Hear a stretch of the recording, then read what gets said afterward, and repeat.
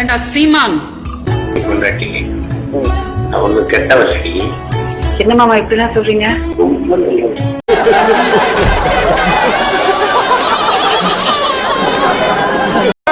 ஐயா இன்னொன்னு சொல்லிட்டா, எங்க ஹெல்த் மினிஸ்டர் சொல்ற உச்சபட்ச நடிகரா இருந்த எங்க மாண்புமிகும் சிறிய சின்னவர் உதயநிதி ஸ்டாலின் அவர்கள் என்ன பிபி ஊதுற?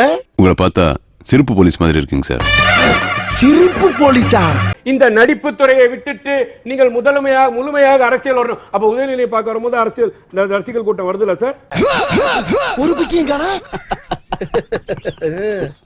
அப்ப அந்த இடத்துல அந்த தடையெல்லாம் போடலாமா சொல்லுங்க? அவர் நடிக்கலையா? அவரை நடிகர் தானே, உச்சபட்ச நடிகரா சார். அவனுக்கே தெரியாது. அது எப்படி அவருக்கு தெரியாம? அந்த நடிப்பை விட்டு வரணும்னு முஸ்தபா சொல்ல, எங்க அண்ணன் அப்பாஸ் என்ன சொல்ல, எங்க அண்ணன் மணி என்ன சொல்ல, ஹெல்த் மினிஸ்டர் சொல்றார். உன்ன மாதிரி ஆளுங்க தாண்டா என்ன மாதிரி அப்பாவிங்களாம் பிரெயின் வாஷ் பண்ணி மனித வெடிகுண்டா மாத்தி விடுறீங்க. மஞ்சள் சட்டை தான் போடணும், நீங்க காக்கி பேண்ட் தான் போடணும், 18 நிமிஷம் தான் பேசணும், நீங்க உட்கார்ந்து தான் டீ குடிக்கணும், பேன்ல இருந்து தலையை காட்டக்கூடாது, கையெடுத்து விரல்ல ஆட்டக்கூடாது. என்ன சார் இது? ஆனா எவ்வளவு வன்மம் உள்ள இருக்குன்றத தெரியுதா இதுல இருந்து? எப்படா தெரியல நீங்க? இன்னொன்னு கேட்டீங்கன்னா, எம்ஜிஆர் சிலை ஒண்ணு இருக்கு, அங்க 50 பேர் தான் கூடணும், 51 பேர் கூடிட்டா இந்த பரப்புரை நாங்கள் தடை செய்வோம். இது எப்படிப்பட்ட ஒரு மைண்ட் செட்? கேவலமா இல்ல உனக்கு? போட்டாஸ் இந்த இதுதான் நடந்துட்டு இருக்கா? ஸ்டாலின் அவர்களுக்கு இது நடக்குதா? மோடி அவர்களுக்கு இது நடக்குதா? எடப்பாடி அவர்களுக்கு இது நடக்குதா? எங்க அண்ணன் உதயநிதிக்கு நடக்குதா? ஏன் விஜய் அவர்களுக்கு நடக்குது?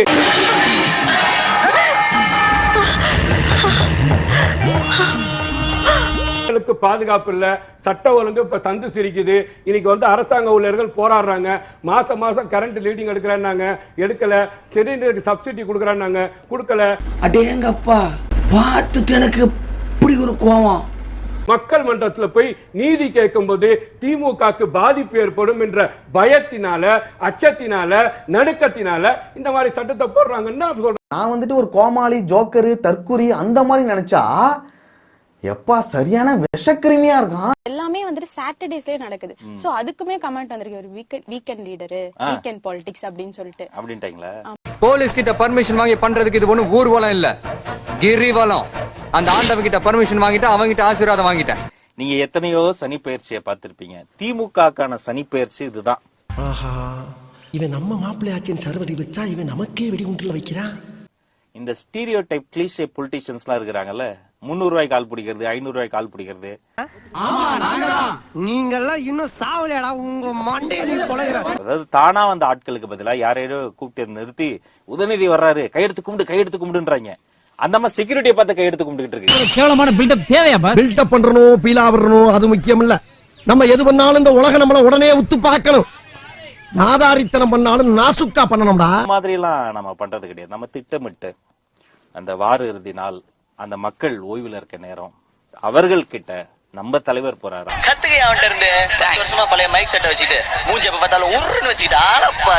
இந்த புளித்து போன சாராயத்தை யார் வேண்டுமானாலும் விரும்புவார்கள். ஏய், என்னைய வச்சு ஒண்ணும் காமெடி கிமெடி பண்ணலையே. ஆனால் பழுத்த செவ்விள நீரை பண்பாளர்கள் விரும்புவார்கள் சொல்றாங்க. Very good, I like you. Thank you. இந்த மாதிரி சில்ற விமர்சனம், அல்லு சில்லு, இதெல்லாம் புறந்தள்ளுங்க.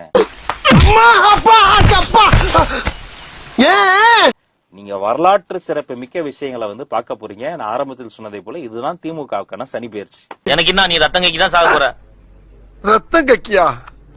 என்னடா ரொம்ப பயமுறுத்துறீங்க. திருச்சியில தொடங்குது, டெல்டா மாவட்டத்துல தொடங்குது. நீங்க முதலமைச்சர் சொல்றாரு, நானும் ஒரு டெல்டா காரன் தான் அப்படின்னு. ரொம்ப நாளா மினிஸ்டரே போடாம இருந்தாரு டெல்டாக்கு.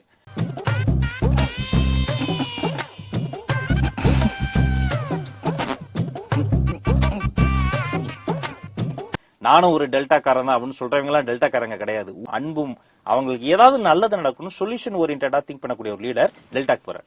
என்ன ஒரு மாதிரியா போயிட்டு இருக்கான்? என்ன ஐடியா வச்சிருக்கான் மனசுல? விவரம் இல்லாத பையங்க. வரலாற்றை படித்தது போய் வரலாற்றை படைக்கக்கூடிய தருணத்துல இருக்கிறோம். ஒரு வகையில we are blessed. இதெல்லாம் விட்னஸ் பண்றதுக்கு பொறுத்து இருந்து பாருங்க, சம்பவம் தரமா இருக்கும். உங்க விஜய் நான் வர என்னடா பிடிச்சி உன் மேல பிரார்த்தல் கேஸ் போட்டுரும் பாத்துக்கடா அப்படின்னு ஒண்ணு, தயவு செஞ்சு அப்படி மட்டும் பண்றாதீங்க மைடியர் ப்ரோ, அப்படி பண்றாதீங்க. நீங்க என்ன கடலாம் தரணும்னு. யார் அந்த நாதாரி? மரியாதையா பேசியா? நான் தான் அந்த சின்ன பகவதி. அந்த பயம் இருக்கட்டும். போனை மட்டும் கூட வரது தேவையில்ல. போனை கொடுக்கும்போது பாஸ்வேர்டு போட்டு கொடுக்கணும். பாத்துக்க என்ன சார் பாஸ்வேர்டு எழுதி கொடுக்குறேன் சார், என்ன நீங்களும் கூட மாத்திக்கங்க சார் சொல்லி கொடுத்த உடனே மொத்தமா எடுத்து வெளில விட்டாங்க. அந்த வீரபாகு நீங்க தானே? வெரி கிளவர் சாப். அட பாவிகளா, ஒரு மீட்டிங்ல ஏதாவது பேசணும்னு விவசாய இல்ல. இப்போ நாம் தமிழர் கட்சியோட ஒட்டுமொத்த அந்தரங்கமும் திமுக ஐடி விங் கிட்ட இருக்குது மொத்தமா. அது அப்பப்போ வெளில விடுவாங்க. நான் தான் உங்கள்கிட்ட மாட்டிக்கிட்டேன்ல,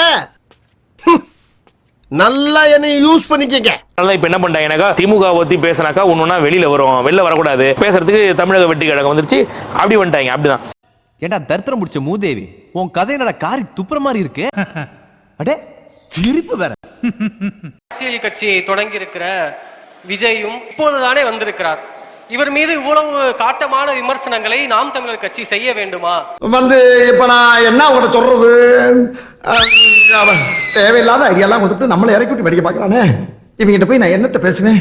எல்லாரும் சீமானாக முடியாது, எல்லாராலும் உங்களை போன்ற பேச முடியாது என்பதை நீங்கள் விளங்கிக் கொள்ள வேண்டும். இவ்வளவு காட்டம் தெரிவிப்பதற்கான காரணம் என்ன என்பதை கேட்கிறார்கள். காசு காசு காசு காசு காசு காசு காசு. பிச்சை எடுத்து திரள் நிதி என்று திரட்டி போராடி 4,50,000 வாக்கு தனித்து நின்று அங்கீகாரம் பெற்ற ஒரே அரசியல் கட்சியா வந்து ஒரே ஒரு கவுன்சிலர் சீட்ல கூட உன்னால ஜெயிக்க முடியல. அதுல என்ன பெருமை? திராவிட கட்சிகளை வீழ்த்தி மேல ஏறி தமிழ் தேசிய அரசியலை கட்டி நிறுவலாம்ங்கிற போது திடீர்னு உள்ள வந்து வருமா. ரொம்ப ஆட்டம் போடுற நீ பிரச்சனை வரக்கூடாதுன்னு பாக்குறேன். என்னைக்காவது ஒரு நாள் வசமா மாட்டுவடா நீ, அன்னைக்கு வச்சுக்கிறோம். கூட காசு இல்லாம தெரிஞ்ச ஒரு பய அதுல உண்டியல்ல காசு விடுது அப்படின்னு அதை ஒரு அமைப்பா மாத்தி அதுல சம்பாதிக்க ஆரம்பிச்சோடனே அந்த சம்பாதித்த வச்சுக்கிட்டு நல்ல ஜிம்முக்கு போறது. நீ முதல்ல நீ யாரு? நீ முதல்ல நீ இரு. முதல்ல நீ யாரு? நீ வந்து நீ யாரு? நீ எதுக்கு எனக்கு வந்து கேள்வி? நீ யாரு? நல்லா பாதாம் பருப்பு நட்ஸ் கிட்ஸ் நல்லா சாப்பிடுறது, சாப்பிட்டு நல்லா கிணறு மாதிரி உடம்ப வச்சுக்கிட்டு. ஏன் அப்படி போக சொல்லுங்க. இல்ல நான் கூட அங்க போய் நிக்கிறேன் மேடம். சத்தியமே உட்கார எனக்கு பிடிக்கும். திரள்நிதி வசூல் பண்றது முக்கியம் கிடையாது. நான் திரள்நிதி வசூல் பண்ணும்போது தம்பிங்களே டயர் ஆயிடுறாங்க. எங்களின் உயிரோடும் உணர்வோடும் கலந்து வாழுகின்ற அன்பு உறவுகள் அனைவருக்கும் வணக்கம். திரள்நிதி திரட்சியின் மூலமாக எங்களுக்கு நிதி பங்களிப்பை செய்து வலிமைப்படுத்த வேண்டும் என்று அன்போடு கேட்டுக்கொள்கிறேன். இருந்தாலும் தோத்துக்கிட்டே இருந்தா ஏமா இருப்பான் அந்த கட்சியில. 16 வருஷம் ஆகுது. நேரம் 16 வருஷத்துல ஒரு கவுன்சிலர் கூட கிடையாது. எங்கள்கிட்ட மக்கள் இயக்கத்துல 7 கவுன்சிலர் இருக்காங்க. இதுக்கு முன்னால ஒரு அவமானப்பட்டதே இல்லையா? புதுசா ஒரு கட்சி ஆரம்பிச்சு ஒருத்தர் வராரு, என்ன ஒரு மரண பயம். திமுகவை தவிர வேற யாராச்சும் இதை பத்தி பேசுறாங்களா? ஒரு குரூப் பேசுது, அவங்களுக்கு வந்து பாவம், வாங்கின காசுக்கு பேசிதான் ஆகணும்.